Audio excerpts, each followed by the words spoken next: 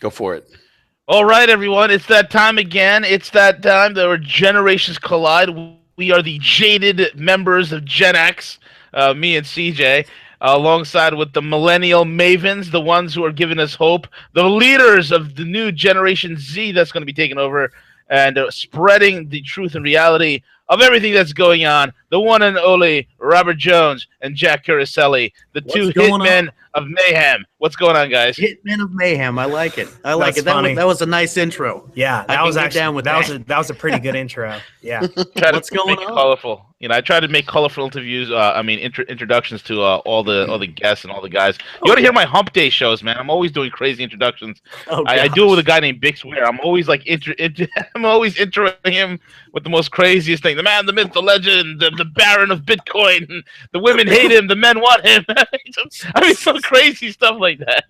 That's funny. But anyway, stuff to talk about with these guys, don't we? We do. Yeah, He goes- yeah. There he is. Oh, there he is. Yeah, See it's there. very. Yeah, can you hear me?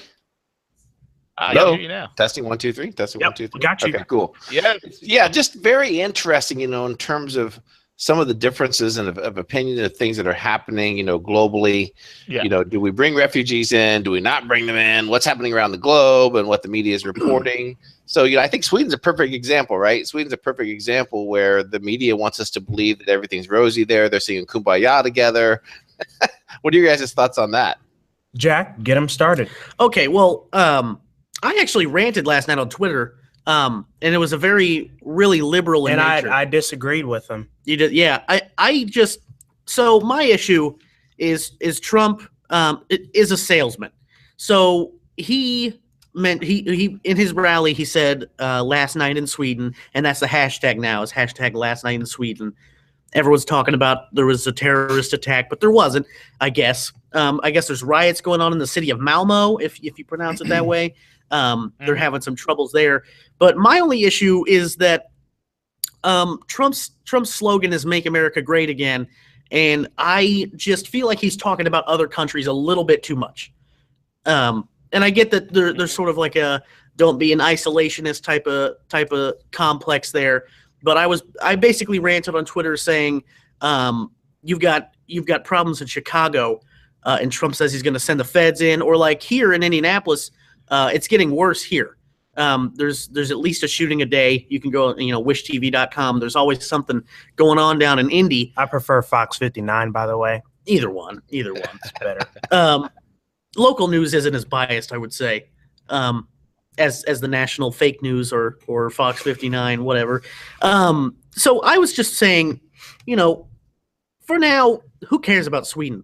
Just like take care of your home cities. And I get that, it could bleed out of Sweden and something like that. But I just don't like how he is sort of talking about other countries a little more than us.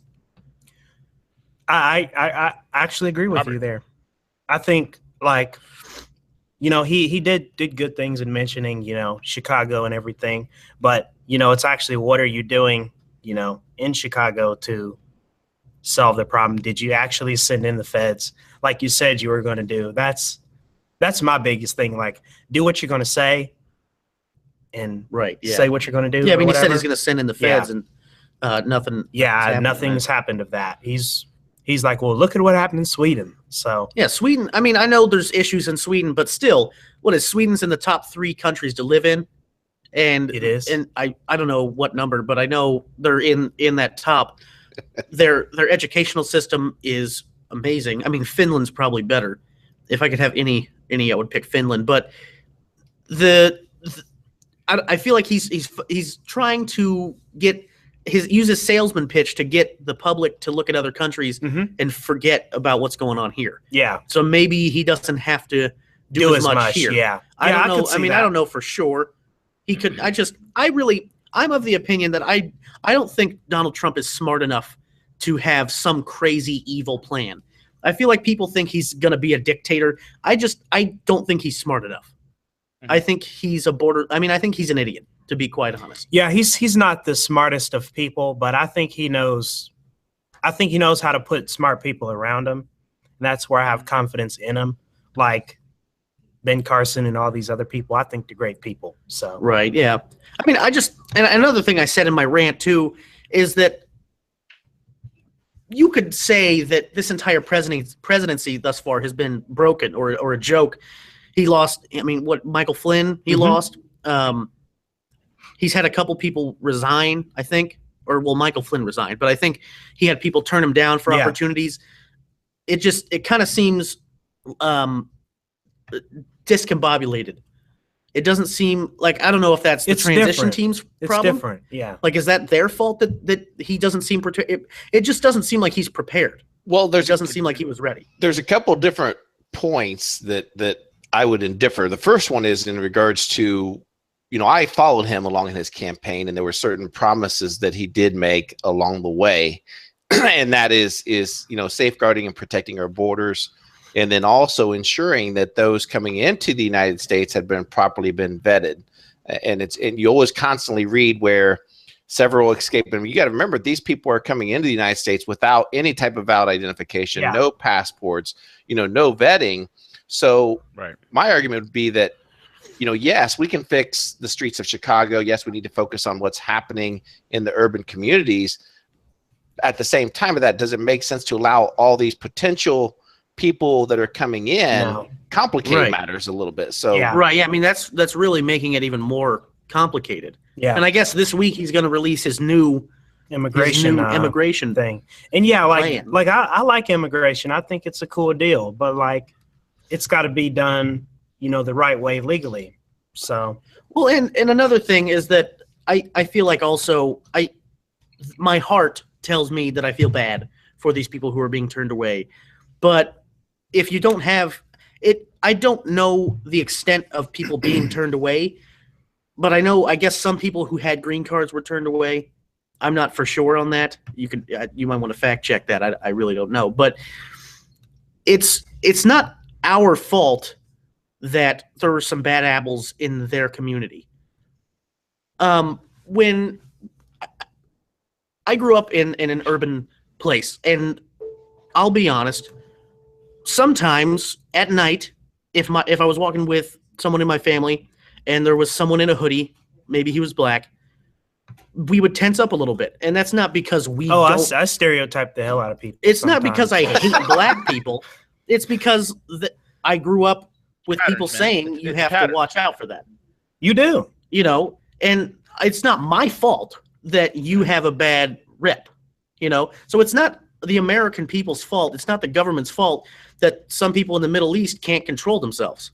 And I don't think it's our fault that some of like Mexico, I don't think it's our fault that that's not the best place to live in. No, it's not our responsibility to make everything great for everybody. Exactly.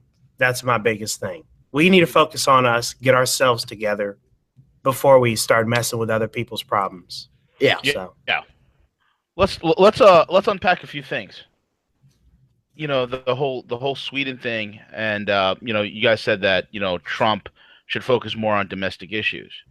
I think it's very important that we realize there was a compare and contrast going on. I mean, he brought up Sweden out on the heels of the whole entire 7 nations ban. And if you look at those 7 nations, and you look at these are the North African countries, these are predominantly Islamic countries. They're not the most populous, like Saudi Arabia, especially like Indonesia, which is the most populous Islamic country on the planet, where a simple phone call would institute a extreme vetting at their airports to prevent some guys from coming into here. They have an established visa office and things of that sort, so it's not going to be very easy for them to leave those populous, more developed Islamic countries to come over here. What these countries are absolutely war-torn, backwater bastions of terror, fermentation, and fomentation. Okay, that's what it is. It's the bastion of that. Now, the reason why he said, well, look at Sweden, right? If you go to Sweden, and there are no-go sections in Sweden, just like if you go to the UK, if I got friends of mine who are like Hindus, who are like Sikhs, they cannot even go through Bradford, England. They cannot go through Bradford without being harassed or accosted or attacked. Those are no-go zones. Okay, and when you talk about Sweden, like right now they're rioting. They're rioting in Malmo. They're rioting in Rinkeby. These are heavily Islamic areas. Okay, these are areas where these people thought, hey, I could just go over to Sweden, I could take advantage of their welfare state, and I don't have to worry about learning their culture. I ain't got to worry about learning their language, and I could somehow have things handed to me. Yep. Right now, Sweden is the rape capital of Europe. Violent crime has gone up to 1,200%. That's from Sweden's own statistics. It might even be higher now. You have cops in Sweden right now that are quitting. 3 cops a day are quitting the force, leaving because they don't want to deal with it. They have no-go zones, and you have these insane policies, these rules of engagement that have been concocted that the cops cannot even effectively police these neighborhoods. It's crazy. So the only answer for these libtard out there wackadoo politicians in Sweden is, well, ladies, if you're going to go out at night, wear a curtain and cover up. Right, That's yeah. the solution? So they're basically telling like the women there, right. deal with it. Right, yeah. Deal with it. Just like in Germany. Deal with it. Right? So this is happening all over Europe. That's why the population in Europe, there's 2 types of populations in Europe. You have the majority of emasculated, feminized, and I mean feminized in a bad way, European population, where they're just, they're self-hating, okay? To the point where, like, where you have, you're self-hating when I start seeing multiple German politicians standing up and saying, in 25 years, there will be less Germans, and that is a good thing. That's a good, and celebrating in their own Congress how in 20 years there'll be less Germans around. This is insane, and I see this with the far left. I'm talking about liberals. Okay, I love liberals. There's real liberals, and you have the far left.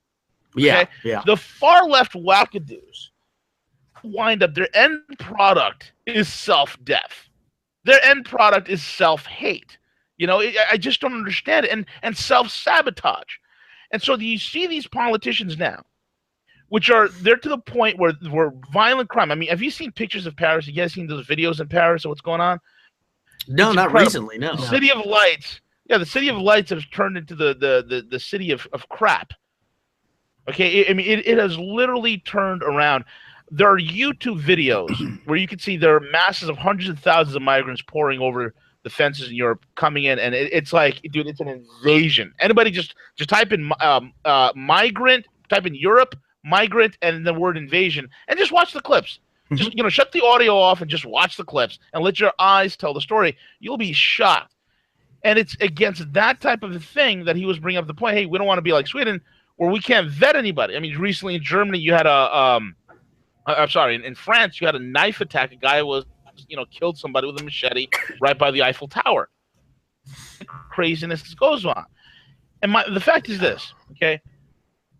There is something inherently broken in majority of these Islamic countries. There's something seriously friggin' wrong. I'll give you an example. Okay, one of the best examples from history.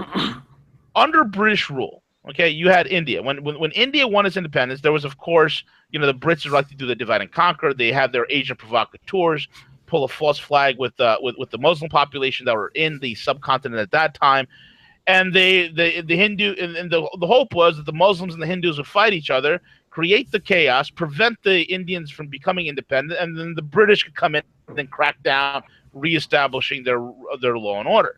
Well, that didn't work out because quickly, I think it was Nehru, the politician at that time who succeeded Gandhi, thought it was best to let the Muslims go north to Pakistan and let the Indians stay in India, right? So a couple more years, a few more decades, and now you have a migration, okay, from Southeast Asia of Pakistanis and Indians. And then in the UK, okay? And then you fast forward. And when they came to the UK, the parents, they all dressed the same. They said the same thing. Oh, I want a good life for my son. He's going to be a doctor. I want him to do something great, The whole thing. Okay, they sounded the same. They dressed the same. Then you fast forward to where we are today. Phenomenally well. Okay, very, very upward moving economic class. The Pakistanis, they have not only crashed and burned, but a great majority of them have been absolutely radicalized. And that's why you can't go into places like Bradford. So this is a problem that we're trying to prevent. And this, I'm like, look, you go to where is it? Somewhere in Michigan. CJ, you know where that place in Michigan is? It's like a whole. Is it Flint? I'm not sure. Flint. Yeah, Flint. It's Michigan. that's what you're talking about. Flint or yeah. Deering? Is it Deering? Deering? I can't remember what the name. Dearborn. That's what it is. Dearborn. Dearborn. That's how it is. Ford's old stopping ground. You can't, dude. It's like go ahead and take a Bible, stand on the street corner out in Dearborn, and see what happens to you. This is the whole thing. It's like there's something about them when they're. You look at Islamic countries, and I said this on the morning show. It's the most politically incorrect thing out there, but I don't care. But you need to put on your thinking caps here. When you look at like countries that deal with Muslim populations, where the Muslim populations are, 10, 12, 13, 14, 15% of the population, 16, 18% of the population, they're fine. There's no problems there because the population knows that if they were to stand up and all of a sudden say, well, we want halal food served in our cafeterias. And they start saying, we want a separate prayer room. That's how it starts. They know they're going to get stomped. They know that they cannot do their jihad. So what happens? Because their jihad would probably cost them their life, and they don't want that type of reprisal. So what happens is they actually become productive members of society. Mm-hmm. They go through college. Everything's the same. There's no difference. But you get them to a point where they're a majority of a population. It is a huge problem. And we're seeing in Sweden with a population where they just brought in 200,000 or so of these refugees, the chaos that's erupting is incredible. And that's what we're trying to stop over here. Yeah. And I think the whole idea of vetting is a great idea because, I mean, I have no problem with people who have different religions or whatever. Yeah. But some religions are more aggressive in their preachings. Oh, yeah. What their Bibles and stuff say. So that's kind of a threat when a majority of the people in this country support Christianity. Right. Yeah. I think still a majority of the people support Christianity. Oh, yeah. So that's I think Christianity is a pretty, relaxed religion. And then, the majority of them that do come over, they do support, what's Sharia law and that kind of stuff. That's a huge problem. And then when they ran polls amongst the Muslims, oh my God, V, you sound so Islamophobic. I'm sure that's what people want to say, but I'm not. Yeah. When they ran polls, these Muslims are like, hey, what's the difference between the Constitution and the Sharia law? Oh, it's the same thing. It's just like the Constitution. No, they're completely different. The Constitution it's good. Let me say this. I don't know if I mentioned it on the show yet, but I was of the Islamic faith for probably 8 months, a couple years ago. So you just started believing in that stuff randomly? Well, see, how does that work? I had a, I guess you could say an epiphany, and it sort of just spawned. So then I started reading the Quran, and I just really have a problem with organized religion as a whole. Same here. I was baptized Catholic. Switched to, I was bouncing back and forth between atheism, agnosticism, and then, being a Muslim. I'm going to say this right now. Islam is not a religion of peace. Correct. I'm sorry, but the Prophet Muhammad was a warlord. Yep. He didn't go around knocking on people's doors saying, hey, do you want to join my religion like Jesus supposedly did? No, he went around and said, you're going to join my religion or I'm going to kill you. Yep. And that's not okay. And I'm allowed to say that. That's okay. We can talk about this. I hate that people get so scared to talk about religion. I just have a very big problem with organized religion, not just Islam, Christianity too. People in America will pick and choose their Bible verses to fit their agenda, and that's not okay. Let me chime in real quick. I know like the whole Christianity thing. Like I have, some grandparents, they're very devout Christians, and they always say, what's that one? It's like a verse about your kids behaving or whatever. I don't know. I never read the Bible. But they like to pick and choose like certain verses that fit what they're trying to get you to do or say or behave like in that moment. But then if you give them the reverse of that, then they're like, right. Remember Corinthians 9:7. They have nothing to say. So yeah, but here's the thing: bad exegesis, which is basically what a bad interpretation is. Bad exegesis of a biblical scripture doesn't lead to your head being cut off. It doesn't. Right, yeah. Using a Bible verse doesn't get your point. It doesn't lead to your clitoris being removed. Right. Or being stoned. If I can interject for just 1 second, definitely. I'm sorry. Yeah. Well, no, and again, to go back to in terms of what you guys had mentioned earlier, in terms of, America being that bright shining star, I have no problem with legal immigration. People coming to this country wanting to experience the American way. I think those are the things that, my parents brought our family to this country for. So I completely get what you guys are saying. The only thing is that when my family came to the United States, we became part of the American tradition. We didn't come here. We assimilated to the culture, to everything that was going on. And there's some people that unfortunately want to come to this country and they want to change things. They want to change American culture, and they believe that that's their right. And then also they infiltrate the schools. They infiltrate the schools to teach you things. That's where I kind of draw the line in the sand to say, hey, wait a minute here. That's not America. That's not the America that I grew up in. And I'm not being protectionist. I just believe that if that's the case, then why did you come to this country? Why didn't you stay where you were and fight the good fight to change whatever was going on in your country? Yeah. I mean, it's not fair that you could just leave and then come to another country and think that everything should be the same as it was with your other country. Like if you come to a new country, you should expect to have to start taking the values of that new country, because it works in that country. Like I think American culture and American values work. I mean, aren't we like the top country? I mean, I'm pretty sure we have the highest GDP. I think we're doing pretty good. I don't know that any other country. Well, I would say more so the standard of living. I would say the standard of living. Yeah. But you can't just come over and start changing. Well, yeah, even a smaller example of that. Like people who travel to different states or different countries just for vacations, who are super down about it. Like, oh, this isn't even like how I wanted it to be. Well, what did you want it to be? Did you want it to be the same place that you just came from? What's the point of traveling and experiencing different things? Yeah. So when you immigrate to a new country, you can't, like, we couldn't go to Saudi Arabia and just be like, all right, so who's ready to play some baseball? Like, you couldn't do that. Yeah. Because they would be like, no, this is the kingdom of oil, whatever. I don't know. Your dad gets shot down in an instant. So for us to say that you can't just come into this country and change, try to change your own community and be the same person you were, that's not xenophobic to say that. Yeah. And if oh, go ahead. No, go ahead. Oh, well, what I was going to say, and then also, if certain countries don't have to accept Americans, then or just people from other countries in general, then why should we have to accept other countries? If I can't just go to the Vatican and be like, hey, I want to move in, they're going to be like, no, you need to do this. This is a sacred place.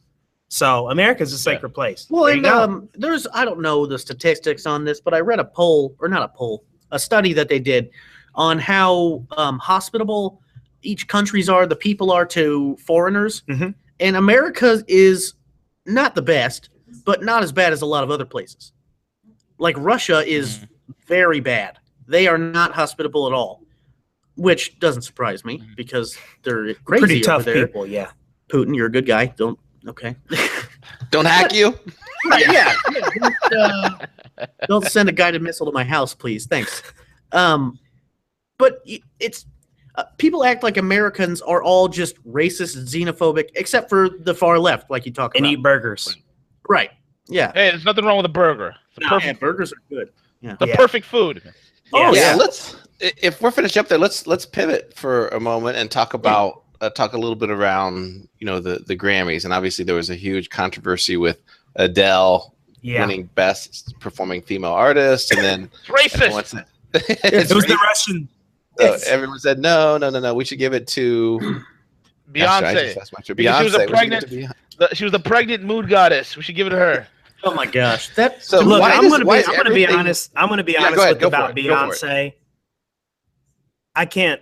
Okay, I used to like Beyonce. I like her Destiny's Child music when she was original. Huh? What'd you say? Who didn't? Who did it? Yeah, I said who didn't? I was a huge fan. Who didn't? Yeah. Yeah, but when she first came out, she sounded good, she looked good. They actually wrote and sung good songs. They were just a great group with her and Kelly and Michelle and all the other ones who all got kicked out of the group. But now it's you can have your own political views and stuff, but you know, being all militant and political at certain events, I don't think is good. Like Right. at this, when she performed at the Super Bowl, like I think the Super Bowl is wholesome entertainment. If you're not talking about like world peace or something in your song, like Michael Jackson did when he performed, then I don't think you should get political other than that. Like Michael went there, he performed all of his good songs, then he sung like Heal the World or something, and that's perfectly fine. But I just don't like getting political at these events and stuff where people are paying to get entertained. They're not getting paid to hear a political speech. So that's my whole thing. An extreme left-wing view of injustice and this, that, and the other, and the proverbial boogeyman that's out there to keep everybody down, and so on and so forth, man. Yeah, I mean that's all Hollywood is. It's just one big far left cesspool. It's a cesspool of the most miserable people you'll ever meet in your life. Yeah. I mean, literally unhappy people, man. Yeah, I mean, and just from the music aspect, I just want to talk about the politics there. Not necessarily actual politics, but the politics of music. You could go back, it was 2014 or 2015, the year Macklemore got Album of the Year over Kendrick Lamar's Mad City, Good Kid, Mad City. Macklemore even, he said, I robbed Kendrick. Kendrick Lamar should have easily won that. But there is a, what am I thinking here? Not a racism, so don't think that's what I'm going to say. No. But it's a bias towards pop. Macklemore is borderline pop. Some of his stuff is just very, moderate, just right down the middle. Just, his views are obviously far left, but he is a spoken word poet who sings, little songs about going thrift shopping or buying a scooter. Like Kendrick Lamar tells a narrative in every one of his albums. I think that's a better.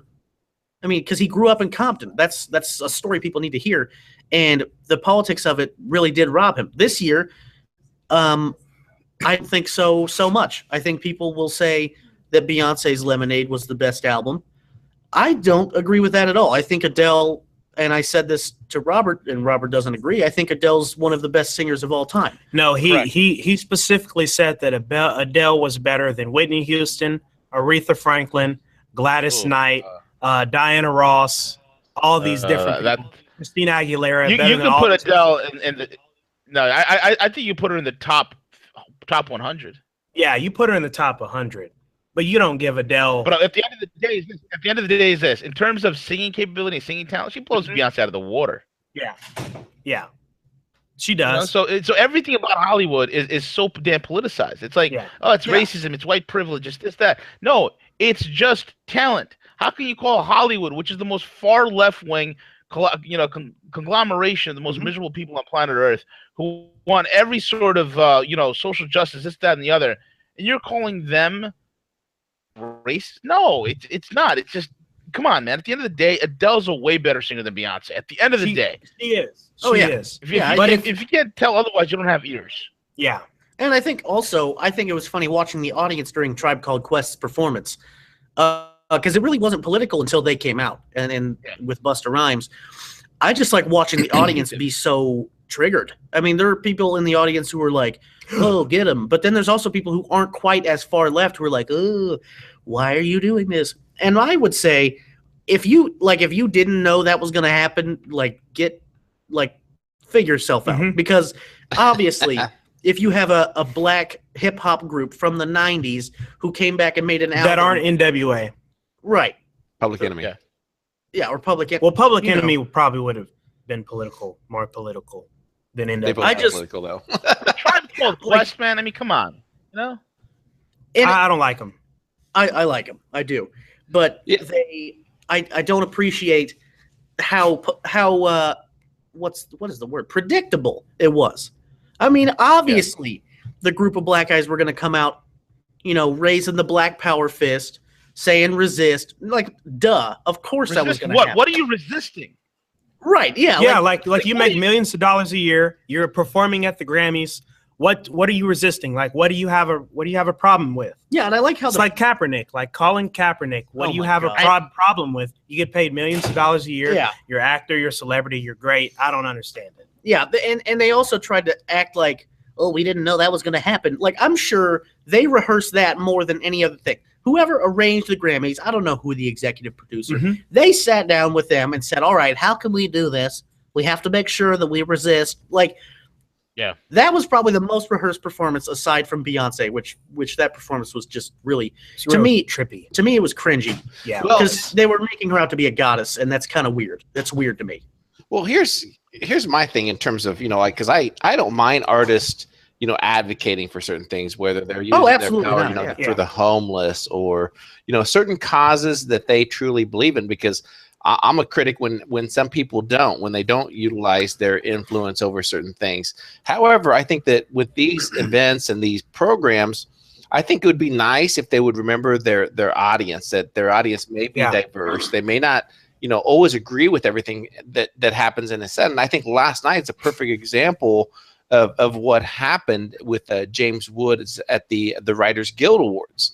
So you get this comedian up there, and he starts, the whole time just bashing Trump over and over and over. And James Woods got up on stage and took his shoe off and, got up there and slammed us at, this is a Writers Guild Award. Why does it have to be so political? And I just get sick of it, that if it's your belief and your political ideology, then keep some certain things to yourselves. If it's Saturday Night Live, I completely understand them mocking things because that's what people expect. Yeah, but not to come to watch some show like this in terms of, hey, we're going to watch the awards and who's going to happen. Not to hear some elite person that has no idea how the average American lives get up and preach and tell me what I'm supposed to believe because it doesn't align with their thoughts. That's my and it's a cop out to say you're an advocate for Black Lives Matter. Like, Macklemore is an advocate for drug abuse. That's his thing. I'm an advocate for mental illness. Like, it has to be experience. A Tribe Called Quest, maybe they had some tough upbringing, but even white people get tough upbringing. Everyone has their story. Just because you grew up, maybe poor, doesn't mean that the government is systematically trying to dismantle your culture. That's not. I could say that I grew up poor, so it's not fair because I didn't get my white privilege. Like, where's my white privilege at? Like, why isn't my family making 6 or 7 figures? Because we're white. What? That's what some people make it out to be. It's like, if you're white, how do you mess that up? You have your white privilege. Like, as if it's something I can just fall back on and be like, nope, don't have to go to college. I got my privilege. Like, that's not how it is at all. Yeah. And to say that I'm an advocate for Black Lives Matter is a cop-out. I mean, if you really do attend these, protests and you attend committee meetings and try to come up with things you can do to improve the Black community, not to try to have someone else cater to them. Improve the community, not the people around. Just don't sit around and say what's bad. You have to actively seek solutions and solve problems. Like, solutions matter. That's the whole point of our podcast, Solutions Matter. And Jack, tell us where they can find us. Oh yeah, Solutions Matter _SM_podcast on Twitter. But that's just. Are you into the show, Robert? Is that what you're doing? Did you? Just what do you mean? No, I'm just kidding. I don't know. I just kind of baffled. I was like, well, I guess we're. I just thought a little plug was pretty good. Take some notes. We need to plug during the middle of our shows because we don't do that right now. Right, mid-show plug. Yeah. Yeah, just when you guys are recording anything, just be like, hey, that's where you can find us. And Jack, you forgot to mention, you could also find us on iTunes, SoundCloud, and YouTube. Yeah, why not go all the way? You just got to do it. Well, and I just. But I don't even remember what I was talking about, to be honest. I don't either. Black Lives Matter. B, you got anything to contribute to that? The thing is this. Look, here's the deal. There's a lot of crap going on, in this country, especially behind the scenes, this, that, and the other. If you guys go to roguemoney.net, I wrote an awesome article called American Maidan Part 2.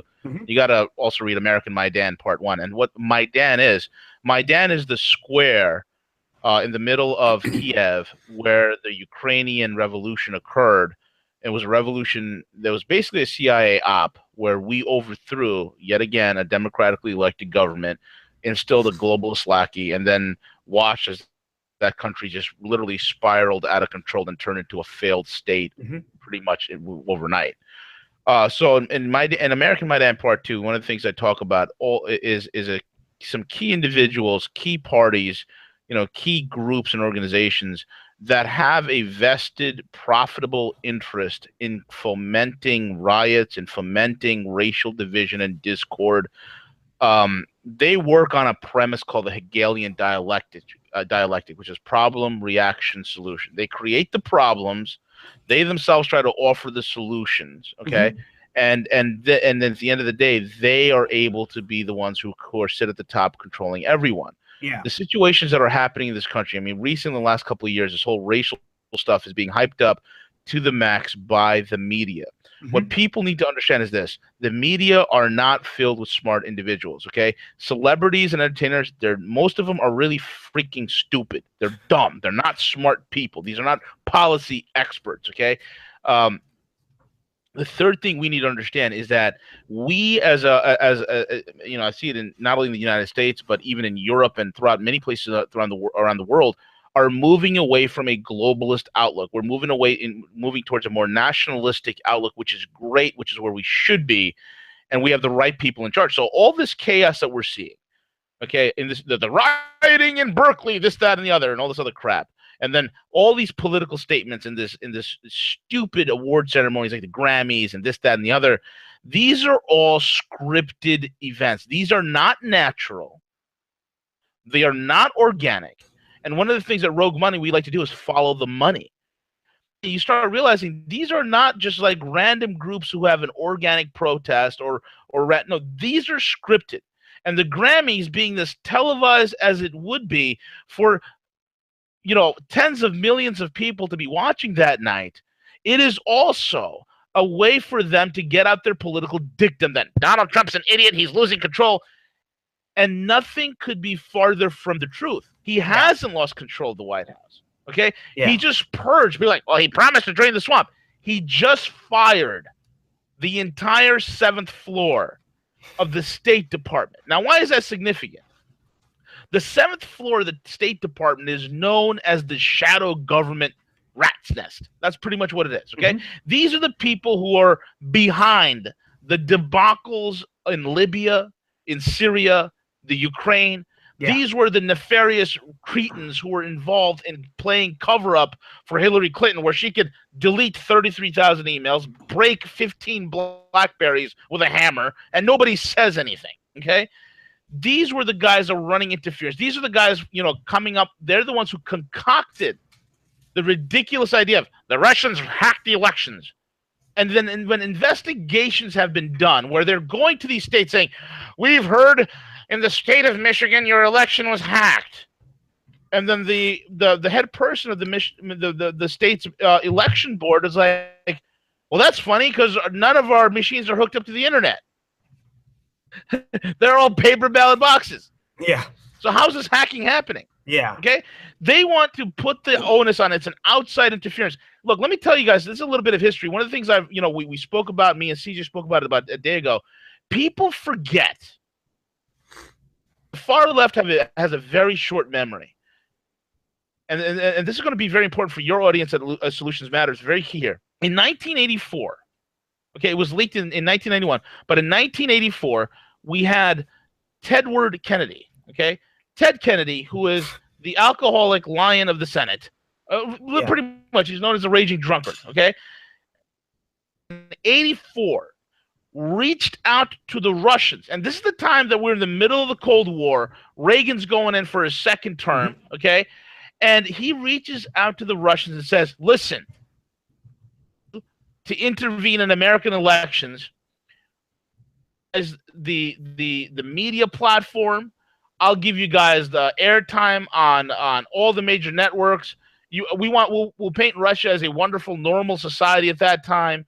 But you got to do what you can to badmouth Reagan, that Reagan is going to, he's going to set back Soviet relations by another 20 years.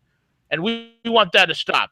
And this guy was conspiring, a United States senator conspiring our enemies in the height of the Cold War to come in and interfere in U.S. elections. Did anybody even say a peep about this? No, I've never even heard of that. Yeah. To be honest Yeah, with you. Is No, that most JFK's brother? Yes, it is. Okay. That's a historical fact, and you see this stuff happening, man. It's unbelievable. Yeah. It's crazy. Unbelievable. So all this stuff is happening as a distraction. It's to get people on the, like for instance, one of the things a lot of people think. You guys said it before. I don't think Donald Trump is smart enough. I think he's an idiot. Most people that are like, well, he's bankrupt. He's been in bankruptcy like so many times, and I say, well, how many times has he been bankrupt? Oh, he's been bankrupted 4 times. Look into that. Let's unpack that for a little bit. Yeah, let's look at what actually going bankrupt does. Yeah, there was four your companies that assets, correct, and keeping you in right. And in I'll tell you right now. Go ahead. Yeah. So there were 4 companies of his that he put into bankruptcy for tax benefit purposes, so it wouldn't be a total loss. And when I tell most people, they're like, okay, so, and then my follow-up question to these people is, run. I don't know, 515 corporations. That's how many companies he runs. So 4 bankruptcies out of 515, I call that success. Yeah, that's less than. And that's the whole thing. This guy, yeah. I mean, I myself have started multiple businesses that have failed. Yeah. You know what I'm saying? And he starts. My thing. He's got 500 of them, and that's amazing to me. Yep. Well, yeah. I mean, in the spirit of entrepreneurship, and it's all hard assets, man. It's not like and it's real hard asset wealth. Yeah, like buildings. It's not paper imaginary wealth. It's not like paper wealth, like freaking Mark Zuckerberg. Yeah. Zuckerberg has made $40 billion on what? Stocks. Facebook stocks. Yeah. Worthless. I dealt with people. I literally sat across from people and said, "You're a paper millionaire," and they look at me and they have to put their head down and be like, "Yeah, that's all they are. They have no hard assets." Versus this guy, Trump, assets. That's like 99% of his portfolio. Yeah. I'd rather have like actually physical, tangible stuff that you could touch, like a building or car dealership or whatever. I think You're that's absolutely better. right. In the fact that he started over 500 companies and only had like 4 of them fail, that's a pretty good ratio. So that's a pretty good percentage of success. Will that be the equivalent, for example? Oh, go ahead. I'm sorry, I cut you off. Go ahead. Oh, well, then like I also hear people, and the liberals in my family like to bring up, oh, well, he hasn't paid taxes in over 15 years. Or he doesn't pay his fair share of taxes. Good for him. Like, no, he's smart, because when you're smart, you know how to write off these expenses that you have with your business and make sure that you don't have to pay as much taxes. That's what a smart businessman does. If he's making $1 billion a year and paying $400 million in taxes, that's 40%. He's not. Then I don't think he's doing pretty good. But if he's making $1 billion a year and only paying 75 million in taxes, then he's doing pretty good, because that's like less than 5%. Yeah, and I think that's really the magic with Trump, is that his campaign captured everyone's mind because he is a salesman. I don't know if I talked about, there's a YouTube channel called Nerd Writer, and he does video essays. He talked about how Donald Trump answers a question, and he broke down, he had every word on there, he had the entire transcript of the 4-minute answer. And breaking down, I highly recommend watching that, because he was breaking down. He speaks at the reading level of about a 7th grader, and he was talking about, he doesn't necessarily think that means Trump can't speak at a higher level. I mean, it's possible, but it's because if you have someone like Bernie Sanders who's speaking at the level of Hillary Clinton, a 12th grader, let's be honest, not everybody's going to understand that. There are people in America who can't comprehend what you're saying. Mm-hmm. So when Hillary Clinton's message doesn't go through to the liberals, it could be because they're not even catching what she's saying, and also because she's a liar. But I still am baffled that the email thing has just gone away. No one talks about that anymore. The fact that it's basically proven you deleted confidential, sent confidential emails through a personal email server, then deleted the evidence, that even if Trump doesn't put her in jail, she needs to be prosecuted for that. It's not okay. Like, in regards to Trump and his speech, is that I think that's what attracts the average person to him. Okay, Exactly. is that you don't have to be because Obama was very good. Obama was very educated. He was very good at using words and words that influence people and bought into their emotions. But there was nothing behind it. It was very empty. There was no actions behind it. So I think in terms of somebody delivering, on those words and actions behind it, I think we have to think, very, soundly regarding this, is the fact that, Trump is not going to sit there and to, share or use words that he knows his audience are not going to necessarily, either comprehend or understand.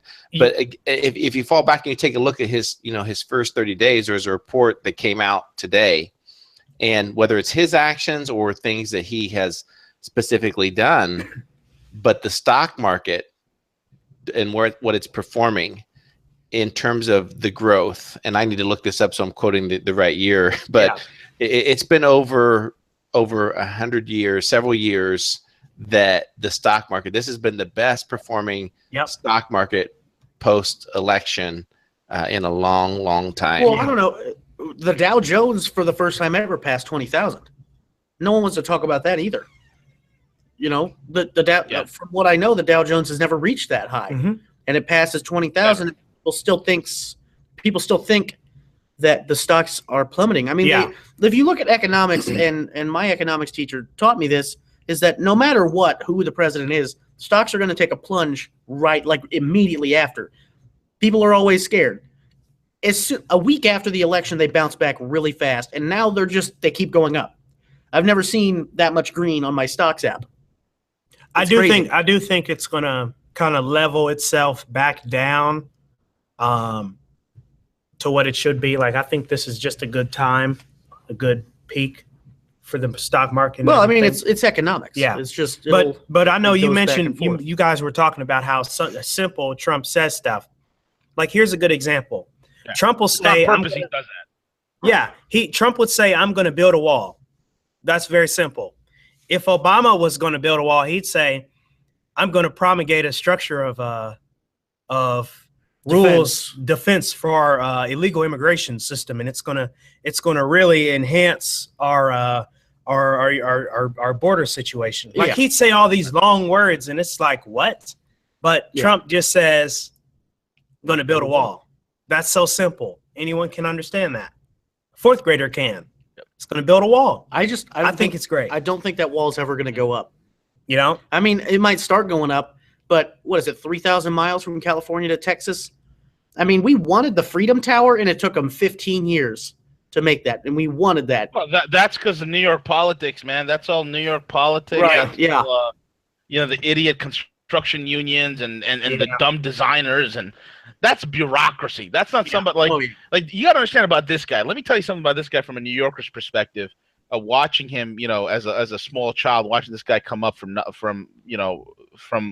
just really building his fortune here. This guy's reputation in New York, one of his building projects, is 2 words. His motto: ahead of schedule and under budget. Yeah. Those are 2 things that he lives by. He's the most shrewdest, most cunning businessman, and he doesn't like to spend money. Doesn't like to do it. Yeah. Up a lot sooner than we think. Clean house, and that clean house is happening right now. Yeah. The Flynn resignation. And I want to bring up a point. Were you going to finish something up? Yeah, I was going to say the Flynn resignation was not the end all, and most people will say that it's terrible that it happened. Look, serious setback. No, Michael Flynn, he fell on his own sword willingly and voluntarily. He did nothing wrong. I mean, we've asked so many times, hey, release the transcripts of the call because obviously you guys recorded. This guy's you gotta understand. Flynn is a master spy. Do you think he's going to knowingly talk to a Russian diplomat on an unsecured embassy line? Mm-hmm. He knew it was going to get read. Yeah. Right? there's an angle here that's being played that we don't quite know what it is. And if you notice that as soon as Flynn was gone, and I don't think he's out of the picture, just because you take your quarterback out of the game doesn't mean the quarterback is not giving input. You see what I'm saying? Because as soon as Flynn stepped down, or the State Department gets whacked. Okay, they get whacked. And then you had H.R. McMaster, who was a tough, mean SOB, replace him. Okay? Right. Yeah. So, and if you look at McMaster and Flynn on their viewpoints on U.S. foreign entanglements, entanglements with Russia, it is exactly the same. This is why Trump's point is, why on earth provoke the Russians? You see, we can win wars against these know-nothing, do-nothing, third, backwater, banana republics. Yeah. Win a war against Russia. And in fact, McMaster's one of his books, one of his biggest pieces that he wrote in the late 90s. What was this? He said in the early 2000s as well, that even if I had my force that I led in the Gulf War, the first Gulf War in the 90s, there's no way we could win a regional war against the Russians in their backyard. It's just not going to happen. Yeah, I mean, Nazi Germany didn't do it. Napoleon didn't do it. Look, there's an old saying from World War II. There's three types of stupid. There's stupid, there's really stupid, and then there's attacking the Russians. Yeah. Yeah. It's completely true. So why can't two nuclear powers, instead of fighting each other, work together, get together and work on solving the problems in this world? Because that's what Putin wants to do. And that's what Trump wants to do. But the globalist chicken hawks that are in D.C., the corrupted politicians, they don't want to look at John McCain. He's a states guy. They should bring him under the Logan Act. Here he is. He's flying to the front lines in Ukraine with his girlfriend, Senator Lindsey Graham. Okay, and they're in Donbass region of the Ukraine, and they're telling the Ukrainians, "Oh yeah, we're completely behind you. Russia should be punished. We're going to support you any way we can." And this guy's amazing. He's out there fomenting war. That's what Trump said. I think McCain should focus on more important issues, rather than him and Lindsey Graham going out there trying to start World War III. I mean, who wins in that? Nobody. Nobody wins a World War III against the Russians. I mean, all life on Earth forget about it. It's over. It's over. I mean, it's insanity, guys. Yeah, I mean, that's one of the reasons I didn't want her elected, is because I know she wants a war with Russia and Syria. Oh, yeah. I was worried that Trump would say something dumb to provoke them. But at this point, Putin and Trump, I feel like, have a good relationship. Let's look at that. Let's unpack that real quick. Trump's going to say something dumb to provoke him. Trump announces his candidacy. Okay? A couple months into his candidacy, they asked him a question about Putin. And Trump says, I'd punch that guy in the face. Okay? Said it live. He said, I'll punch him in the face. 2 days later, they asked Vladimir Putin. Vladimir Putin says, I like that guy. The world, when you get out of this Western whimsical little kissy woo huggy wuggy little world, the rest of the world is still run by aggressive force. Yeah. Strength respects strength. And that's why it's like the Europeans have their panties in a bunch. Oh my God, Donald Trump, he is elected. What we are going to do? Come in, refugees. Come, refugees. Give me a hug. Yes, you can rape my daughter. It is okay. Go for it. Liberty, fraternity. But at the same time, the rest of the world, like the Russians and the Chinese and the Middle East, they respect strength. The Russians are like, awesome. This guy is somebody we can work with. The Chinese are doing the same thing. There's like, he says some things, but we can work with him. It's all about a business deal. Yeah. And that's the art of negotiation. You say the most extreme things, and then you bring people onto a table and you negotiate a beneficial end. Then you got the Muslim world. They're like, oh, crap. Yeah. Because he just put General Mad Dog Mattis as a Secretary of Defense. Yeah, I mean, one of Mattis's quotes is funny, man. One of General Mattis's quotes is this: when you walk into a room, be polite and have a plan to kill everybody. Oh, my gosh. Yeah, that's pretty. I love it. That's badass to the highest degree. Yeah. And the one thing I hate is that Trump is trying to make these efforts to make a better relationship with Putin, and you have people like McCain or the media in general who want to claim we're in a second Cold War, or who say that we have a bad relationship with them, or who are just trying to create a bad relationship with them and saying we need to We need to add sanctions. We got to punish. No, can we just create the Western Soviet alliance, attack, joint operation It's in the not Middle a East? Soviet alliance. Stop calling it a Soviet alliance. Oh yeah. They've learned their lessons from communism. They hate communism, and they never forgot what the West did in terms of putting in the Bolsheviks. Okay, the whole Russian Revolution was there were some key Wall Street and London banks and certain financiers that were instrumental in making that happen. Yep. Russians never forgot about it. Oh, look at Stalin. Yeah. He killed 50 million Russians. He wasn't even Russian. Yeah. What was he, Polish? Is that what it was? I can't Ukrainian. remember. Okay, yeah. And another thing, he was an authoritarian socialist that turned into communism. People don't realize that that's exactly, well, not exactly. That's what something like Bernie Sanders could develop into. Like, they don't really, he says democratic socialist, it makes it sound good, but that's what it developed. Socialism is not, it doesn't work. And I don't know why people think it does. Well, here's the thing. You don't understand, Jack. Here's the thing. Okay, when I say that socialism, it's democratic socialism because you have the top 1% who take from the bottom 50% divided by the 3%, then you have the 29%, and that's why the price of stick of gum has gone up 3% in the last 7 years because of the inflation on the middle class, Jack. That's Bernie Sanders with his confusing. Oh, yeah. Oh, yeah. I mean, That was spot on. yeah, that was If you guys can't book an interview with Bernie, just call V. We'll get him on. Yeah. we should Guys, it's great. just have a picture of Bernie Sanders on the screen. All right, today we got Senator Senator Sanders Sanders on the show.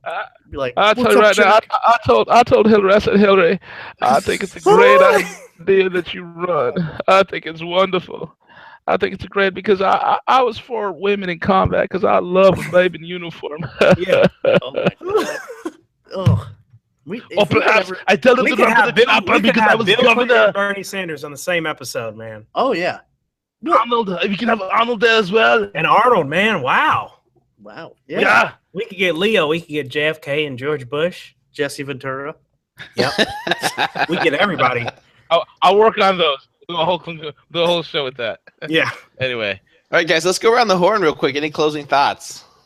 It's been a good episode. You guys, Always a great episode. Jack, tell them where they can find us. Oh, again, well, yeah, 'cause I'll you got a say it plug. again. _SM_podcast on Twitter. Solutions Matter on all the sites.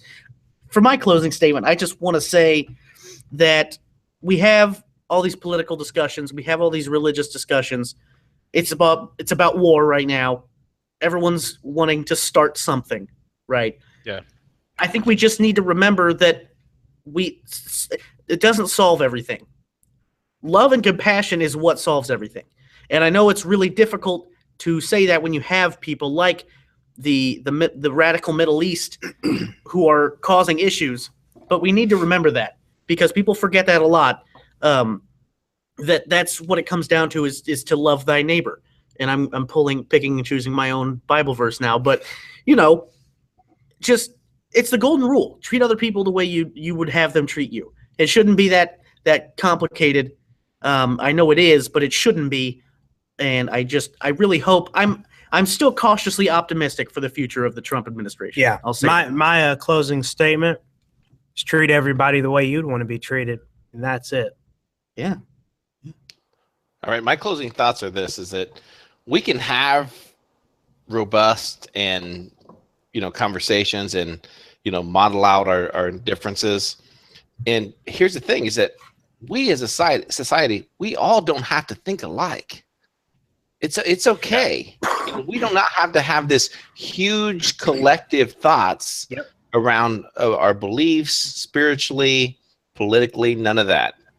But at the same time, we owe it up to each other to treat each other with respect, even through those indifferences, and try to avoid the name calling, the personal attacks that we see so much today on the news and in the media.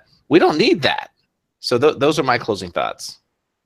And my closing thoughts is that the middle class needs to be back, and my closing thoughts are this. I mean, whatever you hear, whatever you listen to, always challenge it, man. Be a skeptic. It's fun. It's so much fun. You'll enjoy life more. Just be a skeptic, you know? Don't question everything. You got some of these Pop-Tart celebrities talking junk and this, that, and the other. Go do your homework. You know, with that being said, we're Rogue Money at roguemoney.net, and you can follow us on Twitter at the Rogue Money, as well as the Rogue Money Facebook page. Interview with Bernie Sanders coming soon, everybody. That's coming very soon, guys, because I was in Vermont, and I told her, I said, hey, oy vey. I love it. Great, guys. Quick, guys, run to the chopper. Robert's go now. What are you ready for? Do it. Do it. All right. We wrapping it up? Take it away, CJ. You can do it now.